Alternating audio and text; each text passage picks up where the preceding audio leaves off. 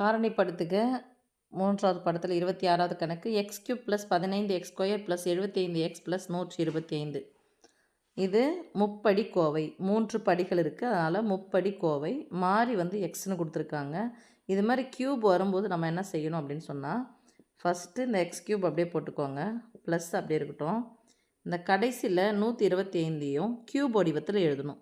அப்போ 125 எதனுடைய க்யூப்னா 5 cube. So ஃபஸ்ட்டும் கடைசி நம்ம எழுதியாச்சு. இப்போ அடுத்து இருக்கிறது என்ன பண்ண போகிறோன்னா முப்படி கோவை, அதனால் 3 இன்ட்டுன்னு போடுங்க. இங்கே என்ன நம்பர் போட்டிருக்கீங்கன்னு பாருங்கள், எக்ஸு. ஸோ இந்த க்யூபை விட்டுட்டு எக்ஸை மட்டும் ஒரு முறை போடுங்க. கடைசியில் என்ன போட்டிருக்கீங்க, 5 க்யூபு. அந்த க்யூபை விட்டுட்டு 5 மட்டும் ஒரு முறை போடுங்க. ஓகே, இப்போது அடுத்தது ப்ளஸ் போட்டுக்கோங்க, அதே தான் 3 போடுங்க, இன்ட்டு எக்ஸு இன்ட்டு 5. இப்போ இந்த ரெண்டுத்துலேயும் நம்ம என்ன செய்ய போகிறோம்னா, எக்ஸின் அடுக்கு 3 போனோடனே எக்ஸின் அடுக்கு 2ன்னு வரணும். அதனால் இந்த 3 அப்படியே வச்சுருங்க. வச்சுட்டு இதுக்கு ஸ்கொயர் பண்ணுங்கள். அதுக்கப்புறம் இங்கே போடும்போது 5 ஸ்கொயர் பண்ணுங்கள்.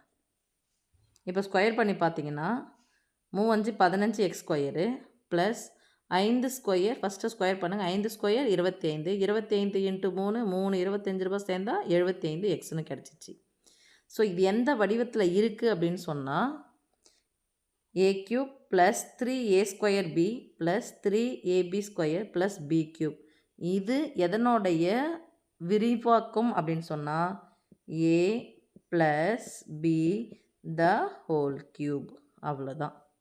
So x + 5 the whole cube. இவ்வளோதான்ப்பா. ஸோ இதனுடைய காரணிகள் அப்படின்னு சொல்லும்போதை விட காரணி x + 5 எத்தனை முறை போட்டு பெருக்கணும், 3 முறை. இல்லை x + 5 எத்தனை முறை வந்திருக்கு, 3 முறை. அப்போ x + 5 3 முறை வர்றதுக்கு பதிலாக x + 5ன்னு ஒரே முறை போட்டால் போதும். அவ்வளோதான் காரணி, முடிஞ்சிடுச்சு. ஓகே.